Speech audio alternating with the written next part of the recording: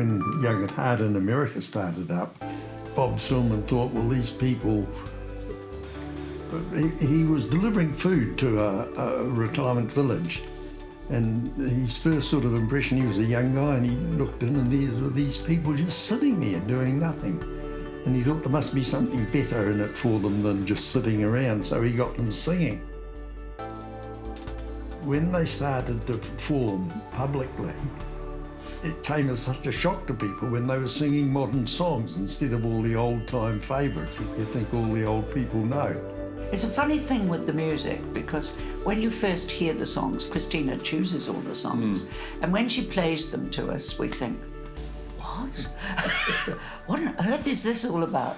And then gradually it seeps into your brain, and you start bopping to it, and you're away, and we love it.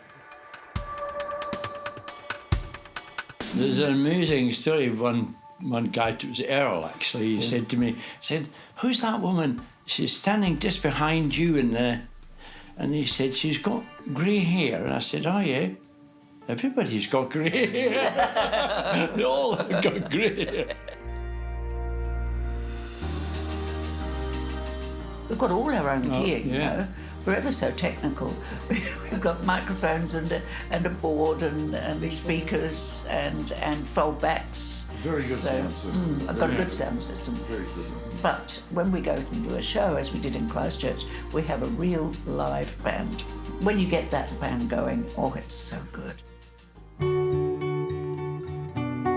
The sound is just amazing.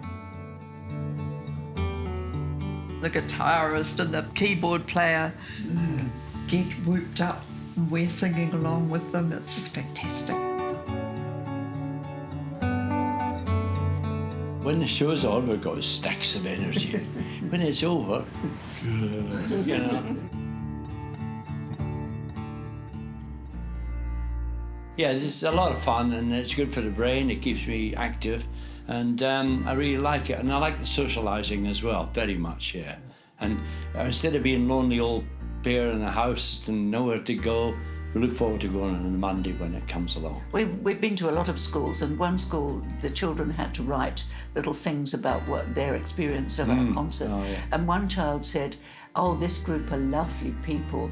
They are old on the outside and young on the inside. Yeah, I thought that was nice. Isn't that lovely? Yeah. It sums it up. It went in the brochure. It went in the brochure.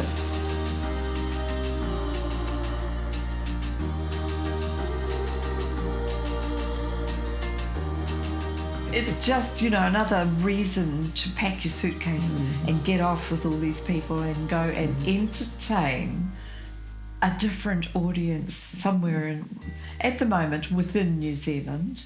Look out the rest of the world.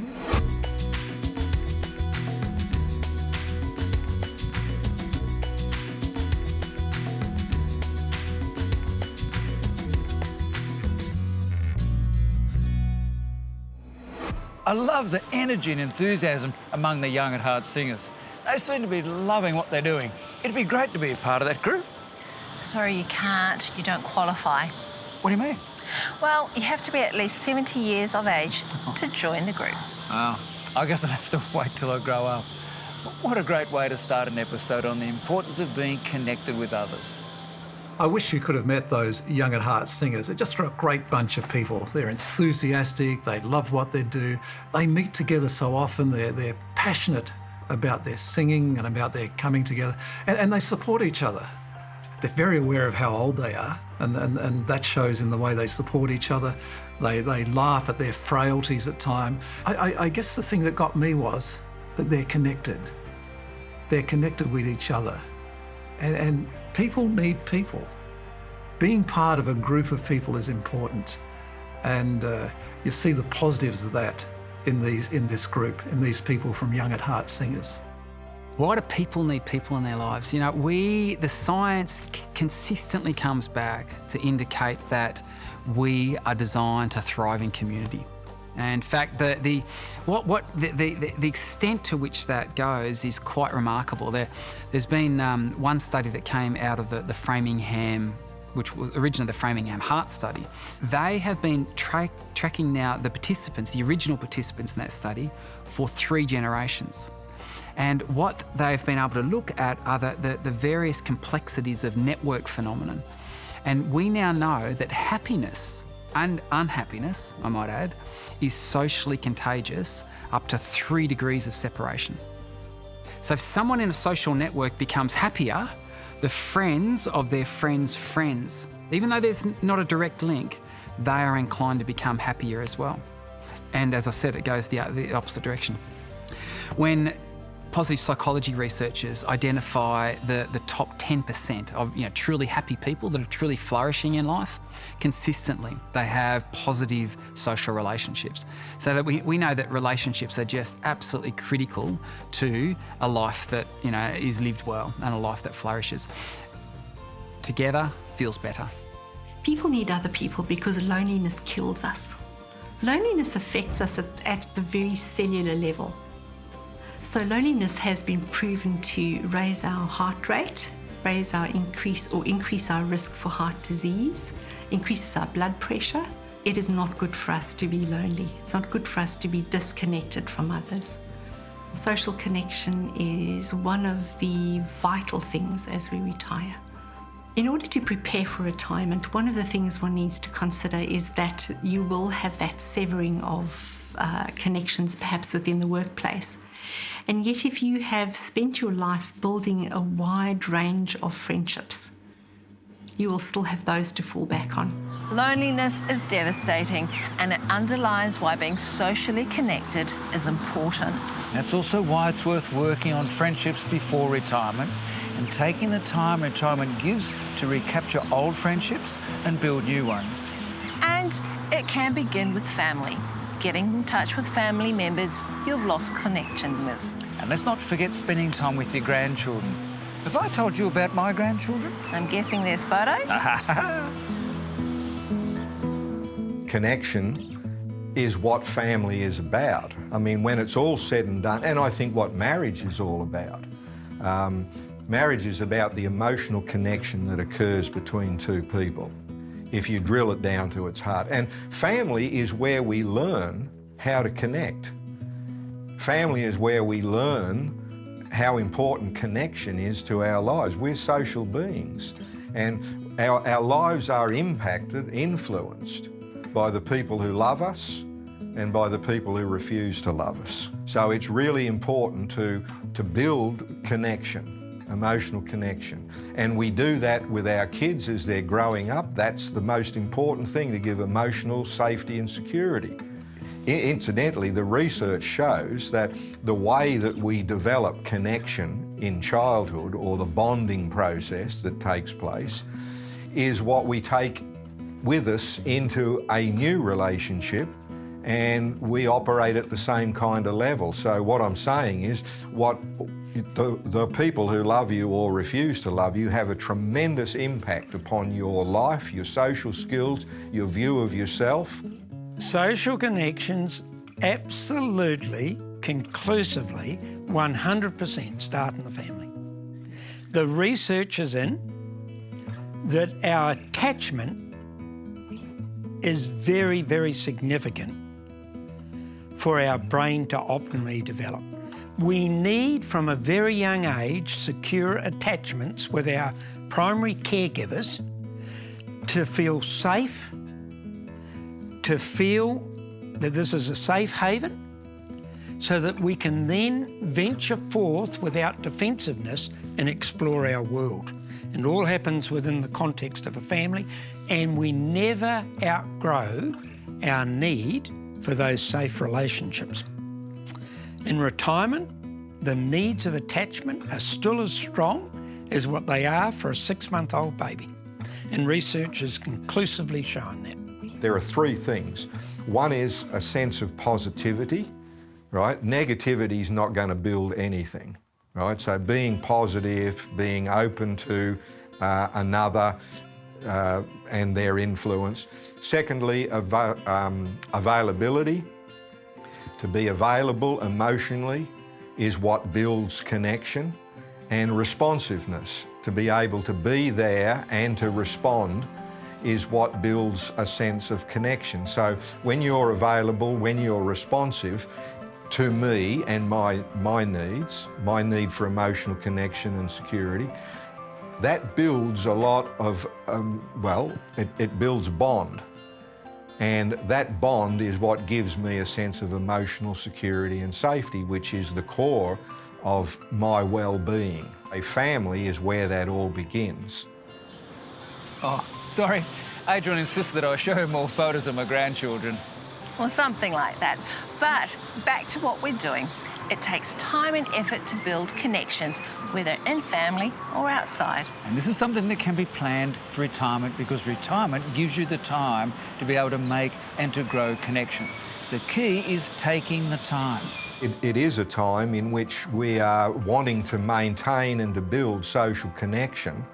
And, you know, in retirement, we have the time, the opportunity to do that a little more than we may have when we're focused on, you know, family matters or particularly, you know, work situations. So I think that, you know, being able to spend time together, being available, being responsive to the people that we love that are part of our family, is something that retirees seem to enjoy doing most of all. I need to sort of qualify that by saying that can be hard work for some people because family has never been terribly close. So if that's the case, maybe retirement also gives you an opportunity to rebuild some bridges and to form those emotional connections and a social network within the family and within a wider social framework that provides you with the social connections that are so vital in retirement years.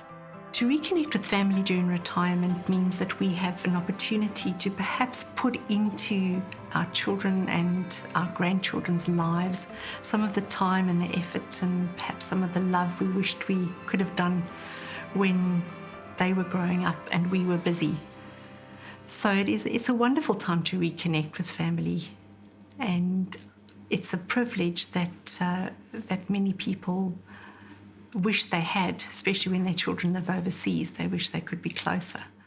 There is a complication to connecting and maintaining connections if you decide to move away from the area where you've been living. Of course, technology means you can remain connected to many of the people you leave behind, but usually they fall away over time. Whether they fall away or not, they're no longer physically with you, and you'll need to work on finding new friends and building new relationships in the new place. Depending on your personality, it can be difficult to break into a new community, but the rewards, friendships and connections are worth the effort. I do believe, though, if you've developed some interests prior to moving, that helps you to create those connections. You know, so if you've got active hobbies or sports or volunteering, or you're a part of a community group or a part of a church, then when you're moving, then thinking about joining those other groups where you live will be a nice start to getting new connections. I hear a lot of stories about people who have high hopes of doing that when they first move, don't do it, and then find it really, really difficult after they've been there for 18 months or so.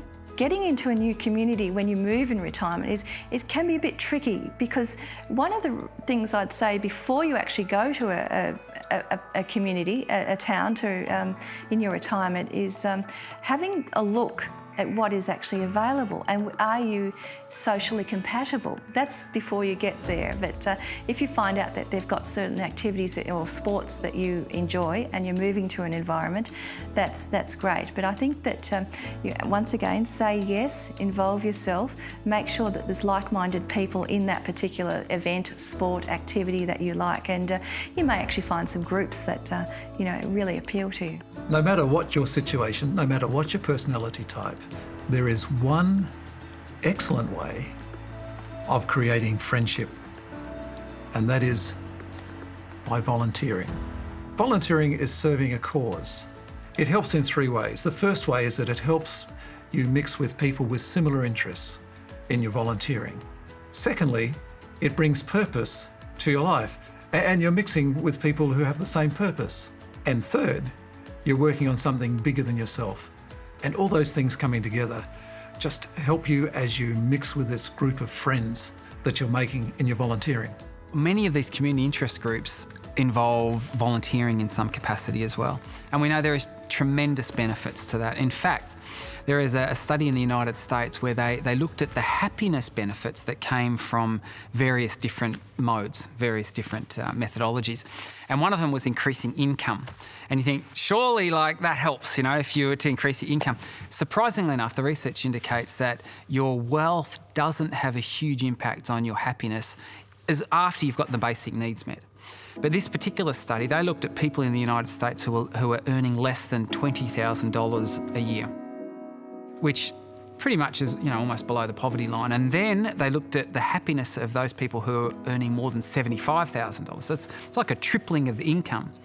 And there was a notable increase in happiness, but it was the exact same increase in happiness as was achieved when people volunteered just 2 hours a week.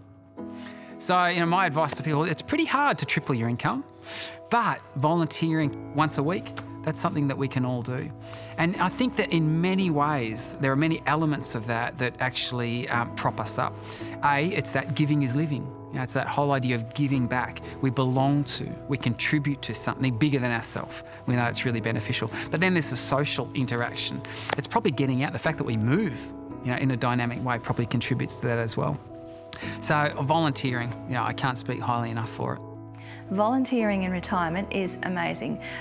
Retirees contribute so many, must be millions of hours a year worldwide to to volunteering, because they just contribute so much and it's so important. Some people say, oh look, I'm not doing, and they'll fill in the gap with a stereotypical volunteering role, but there's so much you can do out there. I've met retirees who volunteer via the internet, for example. They may not necessarily be able to get out and see people, but they may be doing data processing or content writing or anything like that, as well as you know, maybe something to do with the environment, for example, or a church group, or it could be a sporting club. It's so important to get out there, because the more we give, the more we get back. Volunteering has a lot going for it beyond connections, but I hope you're getting the message that staying connected with people is incredibly important. So important that it's worth stretching our comfort zone to meet and be with people. Fortunately, you can become a part of a special interest group, sports club, causes, and so on. They make it easier to keep in touch with people, and there are also significant health benefits. A few years back, Robert Putman, the researcher, wrote a book called Bowling Alone.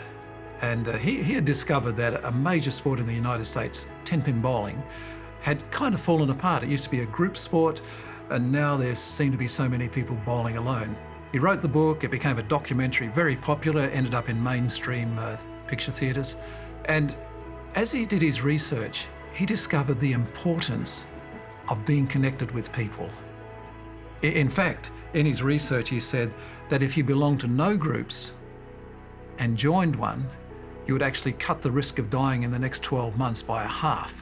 He says this rather strange thing that he says is statistically proven, that if you smoke and belong to no groups, but joined a group, it's actually statistically as good for your health as if you stop smoking. I think socialisation is one of the critical risks for some people in retirement. It's really sad to see some people withdraw. And retirement, if you look at the definition, is to withdraw, to go back, you know, to go to sleep sort of thing. And a lot of retirees aren't doing that. So I think to be socially included is really important, and to make sure you are included and you go out into the community as well. So I know of one man, for example, in his retirement, he was quite isolated, and he'd lost his wife, and his doctor said, make up a notice, put it above the telephone, and just say yes. So when people rang him up to say, come along to something or come out to an event, he'd say yes, rather than, oh, I don't think so, I can't do it. And he said it really took a long time, but he got going there. So I think saying yes and involving yourself is vital. We have done one major tour down through the North Island. We toured by bus, and that was a real experience, because that really brought us all together. And being people, some people had difficulty getting on and off the bus and that. And one of the biggest problems when we stopped for toilet stops, which you do frequently with old age people down the road, getting the people back again and chasing them and trying to find where they've gone and getting them back on the bus is quite a way. It's the social side of it, really. And it gets you out of the place. And if you live in a retirement village, the thing is to get out of it as often as you can so that you don't lose sight that there are life outside the walls. Like we've got a couple of people who are looking after partners who are really quite sick, and that support to say, well, how is your wife, you know, how are you going, that is very important, I think, and like, because of our age, I guess we all understand, and it's good. Going on the bus, it was great because we played tapes and we just had sing-alongs on the bus. It was really great. We did an experiment at Griffith University with Dr. Lydia Hohouse, and we had various groups of elderly participants who took part in these experiments. They came along, we tested their cognitive abilities, we then ran them through a 8 to 10 week course of memory exercises, ways to enhance their memories, tricks and that they could use to improve their memory. And then we tested them again. So that was our basic experiment, and that is something that we did for quite a while. Then we decided to change that experiment a little, and we ran 2 groups. So we had the group that came along and we gave them the memory enhancement techniques and the tips and the strategies. And then we had another group, and all we did with them was we facilitated a social interaction. So we showed them interesting videos, we let them talk to one another, we let them have an opportunity to get to know one another. And then we tested both groups before and after this experiment. And we found, to our great surprise, that the people in the social group who just had the social interaction, no memory strategies or tips at all, they improved just as much on the same level as our group that we had purposely taught these memory strategies. So, which is an intriguing result, because social connection is one of those factors of successful aging that is incredibly important. There are some key ways to connect as a group, and doing things together is one of them. Then there's the benefits that we get, like helping each other when there's a need, and a social life that gets us out of our homes. There's support for those going through difficult times with a sick spouse. And a reason to get up in the morning. These are the kinds of benefits that socialising and being connected brings. Not to mention the added impact on brain health that we can receive by staying connected and staying social. I'm sure people must get tired of me at times rabbiting on about this whole of life approach to preparing for retirement. But really, the reality is that it was a big finding in my research. And all parts of us are connected. You know, as social connections are related to brain health, as is what we eat, as is exercise, as is how much we sleep. We are a whole being. We kind of know that anyway, but putting it into action is the big part. I think you have to be intentional about planning to do things with people and planning to do things together, even if you don't feel like it, even if you can't be bothered, even if you'd rather just mope around the house or do things around the house or work in your garden, to actually say, no, I'm going to do this, not because I feel like it, but because I know it's good for me. And invariably when people do, they actually do enjoy it. But I think we get stuck in ruts, and I think particularly retired people can really get stuck in a rut. Every day he goes out and he waters the garden, then he pulls weeds out. Then that, have only just grown up, but he's already pulling them out, and she does the same sort of dusting and gets out the vacuum cleaner yet again. And it becomes a routine that becomes familiar and comfortable, but not particularly satisfying. And we know, again, from the happiness research, we know that it's relationships that to a fair extent determine how much happiness we actually have. And those relationships are so important. We also know that isolation is a risk factor for depression. And there is such a thing as geriatric depression. And we know that a small group, certainly not the majority, but a small group of people lapse into depression in their later years.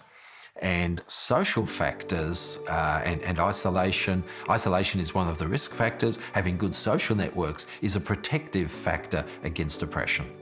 One of the things, obviously, is how do we achieve these tight social bonds? And when we move, particularly from the context of, say, in retirement, where we had perhaps, at work, our environment, we were in close social interactions, and then we move to a place where we don't have those sorts of connections, or they're a lot looser. It becomes really critical that we become intentional about reaching out and making what I say is making new friends the old school way. And why I say the old school way is that today there's this paradigm that, through social media, we can do friend requests. We actually know that that doesn't work. For most people, in fact, the more people tend to engage with social media, the higher their reports of loneliness and social dissatisfaction, which is intriguing. So, that the whole idea of the old school way, where mum would send you off to school and go, all right, go and make friends, and go and show yourself friendly. These rules still apply. So I think particularly engaging with community interest groups, whether that's the local Rotary Club or the church community or a sporting group or the bowls or golf or whatever it may be. This is really, really valuable for us. Beyond the activity you're doing, that social interaction that comes through it is really, really valuable for people's well-being. Socialisation improves the general flexibility of the mind and the brain. So it gives the memory some exercise in a sense, but you're meeting new people, you're remembering their names, you're learning new facts, and that stimulation of community is probably the thing that does the trick in actually improving memory generally. We know that to sustain good memory, we need to exercise the mind.